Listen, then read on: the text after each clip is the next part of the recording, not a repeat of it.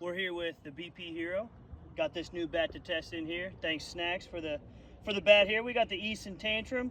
We're looking at 27 ounces. It is going to be that loaded 12 3/4 barrel, half ounce in load. Let's see what it's got. Dude. You gotta have Wi-Fi for that phone. Right there. All right, so the first minute and a half of this video here is just going to be us hitting 52s, and I kind of want to talk about that for a minute just because I know that we have basically quit hitting 52s on the channel for the U-Trip bats. I know that we have a lot of the Canadian crowd here, and I'm coming up with some ideas on some different things we can do to incorporate maybe some different clips with the 52 300 balls for the U-Trip bats that you guys would like to see.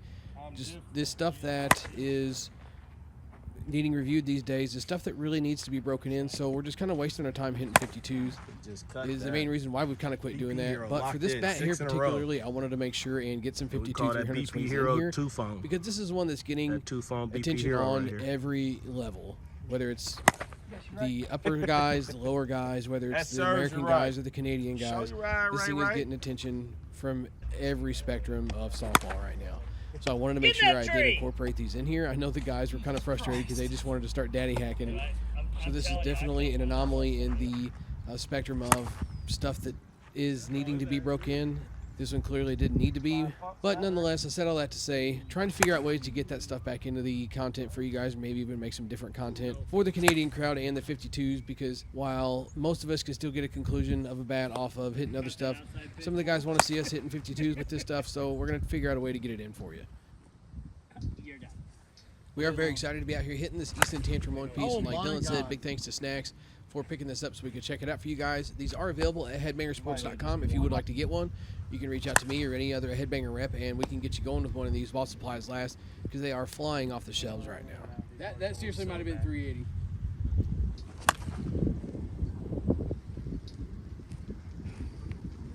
Dope phone getting TikToks.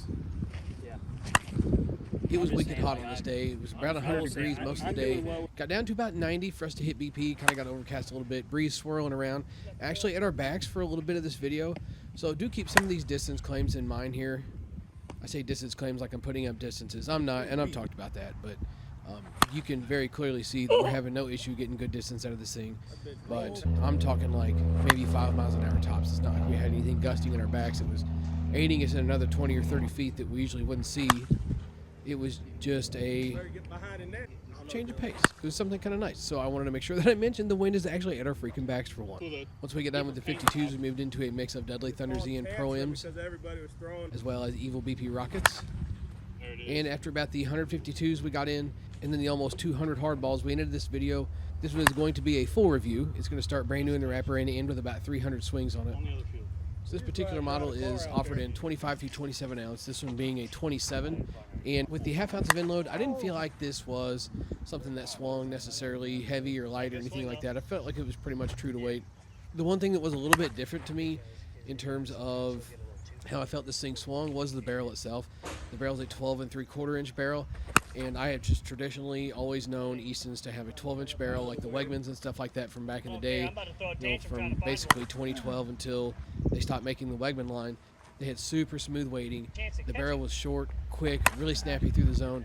And this one did almost drag a little bit. It wasn't necessarily the weight dragging it down as much as it was just the barrel kind of feeling like it took a little bit extra to get through just because of what I was used to. So I don't know if that's necessarily something that is nitpicky that's going to throw anybody else off. But if you're expecting a Wegman type feel out of this thing, just know that it is going to have a little bit more barrel to it. But trust me, it did nothing to hold any of us back. And these are offered in 1 and 2 piece. And to my knowledge, and we're going to find out soon, I'm going to have to get us a 2 piece on the way. But to my knowledge, the 1 piece is the one that's carrying all the hype and might even be performing a little bit better than the 2 pieces. And the 1 piece feel on this was very stiff, just about as rigid as they come for a 1 piece bat. Some 1 piece bats can have a little bit of How come mine don't sound like that? Handle. This handle had nothing in it at all. It was pretty rigid, but the barrel was stiff yet very responsive. So the bat itself did have an overall stiffer feel to it, but as long as you lived on the sweet spot, which was absolutely gargantuan, you wouldn't know if you were hitting a 1 or 2 piece bat. So diving into what I'm sure everybody's here to wonder about, ask about, been getting messages about it, the compression. So let's talk about it. We're going to break away from the field here for just a minute so we can cover that, because I do have some stuff I want to talk about. And the first thing is this thing, new in the wrapper, for us was coming out at around the 255 mark, 253 to be technical on the tester. Always just use kind of increments of 5 because I feel 253, 242, I feel it's so technical. I was just going to say 255 because it's a roundabout.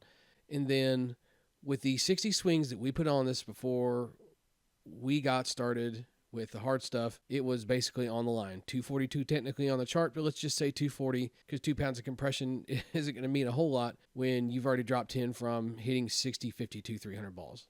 And a bit of a spoiler here because I have rambled long enough, so I'm going to try and get this voiceover somewhat done with so you guys can check out the rest of the video. But the big thing here is this thing is just not going to hold compression, guys.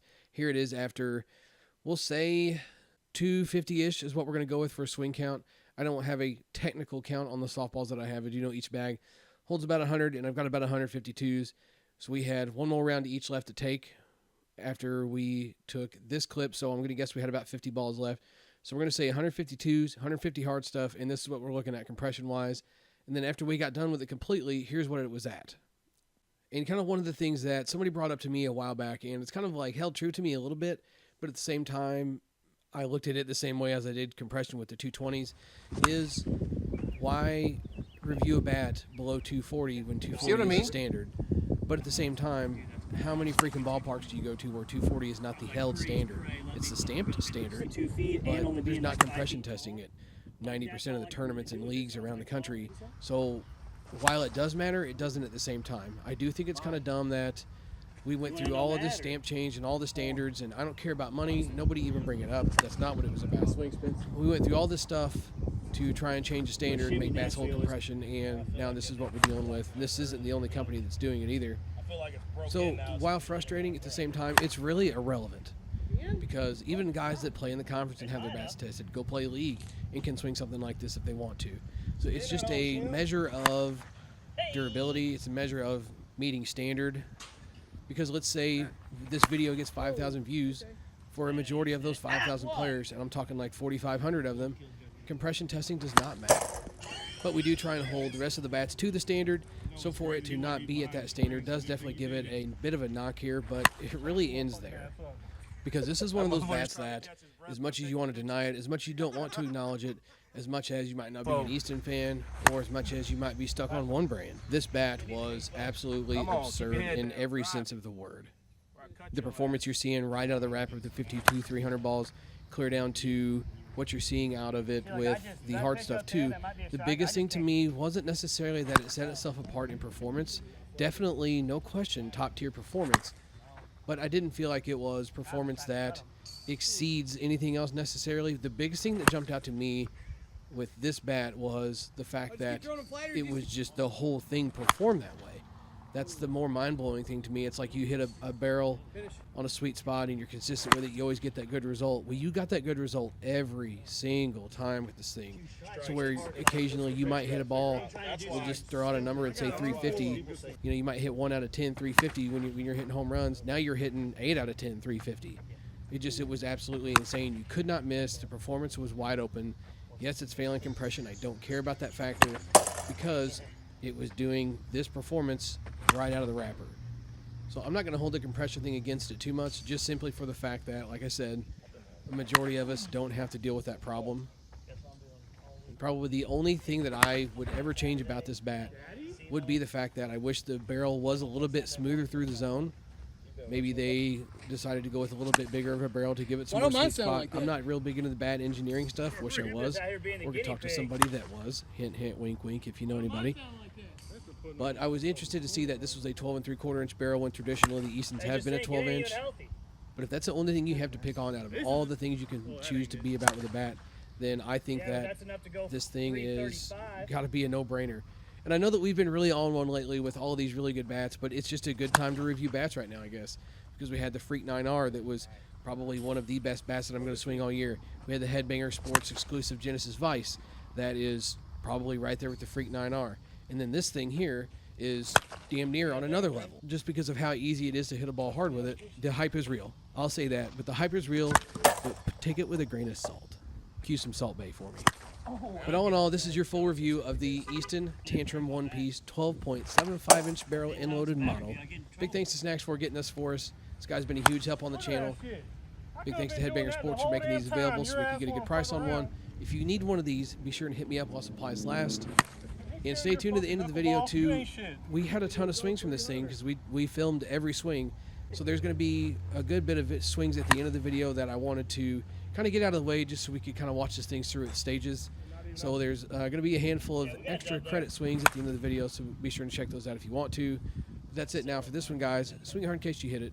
BP Hero, catch you next time.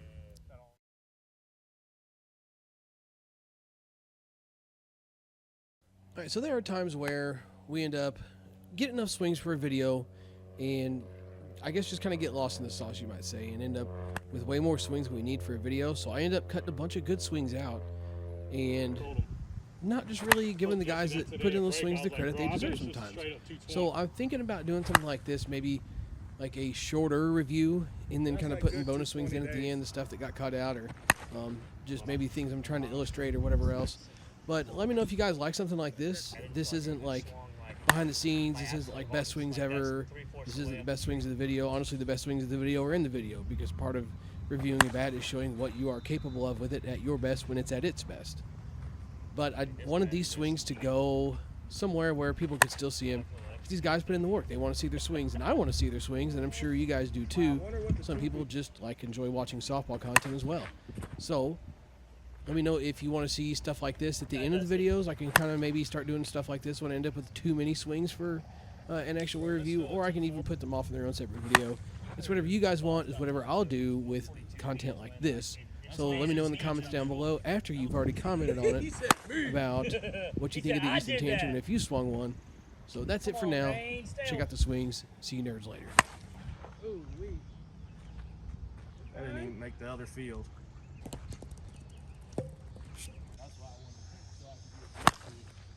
Yep, that's the one he wanted.